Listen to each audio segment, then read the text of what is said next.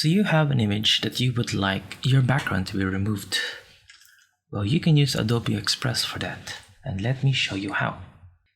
In the Try a Quick Action section, you can choose Remove Background. Or, if you cannot find this, click on the plus icon on the top left, then open up Remove Background. You can drag and drop an image that you would like to remove, or you can use a sample image. The AI will compute the background and remove it.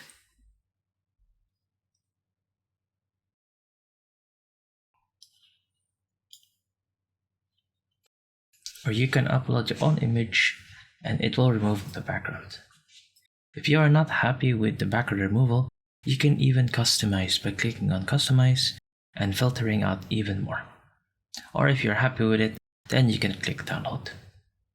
Well, I hope that you have found this tutorial useful and have fun removing all the backgrounds of your images. Hope to see you next time. Don't forget to share, like, and subscribe.